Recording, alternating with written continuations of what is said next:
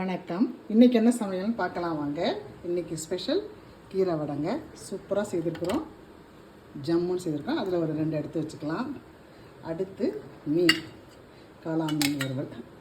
இது டெய்லியெல்லாம் நாங்கள் மீன் சாப்பிட மாட்டோமா, ஒரு ட்ரிப்பு வாங்கணுமா அதை ஒரு 2-3 நாளைக்கு எடுத்து வச்சுக்குவோம். இந்த மீன் இல்லைன்னா சாப்பிடாத ஒரு நபர் எங்கள் வீட்டில் இருக்காங்க. அதனால் அவங்க ஒருத்தவங்களுக்காக இந்த மீன்மா அதில் ஒரு 2 துண்டு எடுத்து வச்சுக்கிட்டோம்.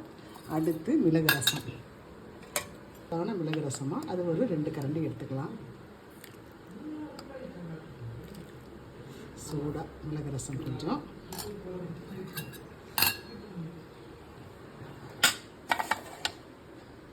அடுத்து இன்னைக்கு ஸ்பெஷல் தக்காளி சாதமாக. இது வேறு டைப்பு, அதாவது முன்னாடி போட்டேன் பாருங்களா, அதே மாதிரி இல்லாத இது வேறு டைப்பில் செய்திருக்கிறேன். இது வேணும்னு கேட்டிங்கன்னா உங்களுக்கு நான் வீடியோ போட்டு பதிவு பண்ணுறேம்மா. வந்து பிள்ளைங்களுக்கெல்லாம் ஸ்கூலுக்கு லஞ்ச் பாக்ஸுக்கு கொடுத்து அனுப்பலாமா. சாதம் கெட்டு போகாது, நல்லா இருக்குமா. இது சூப்பராக இருக்கும். இது செய்முறை விளக்கம் நான் போடுறேன், பாருங்கள் எல்லோரும். அடுத்து வெள்ளை சாதம். வெள்ளை சாதம் கொஞ்சம் எடுத்துக்கலாமா. எந்த சாப்பாடு செய்தாலும் கொஞ்சம் ரசம் இல்லைன்னா சரி வராது. அதுக்காக வெள்ளை சாதம் கொஞ்சம், அது கொஞ்சம் எடுத்துக்கலாம். அதுதான்மா இன்றைக்கி எங்கள் வீட்டு சமையல். ஜீரக சம்பா அரிசியில் நியூ மாடல், அதாவது செகண்ட் டைப்பில் தக்காளி சாதம்.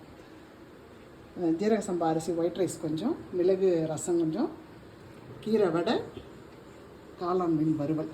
இவ்வளோதாம்மா எங்கள் வீட்டு சாப்பாடு இன்றைக்கி. பிடிச்சவங்க லைக் பண்ணுங்கள், ஷேர் பண்ணுங்கள், கமெண்ட் பண்ணுங்கள். தேங்க்யூ.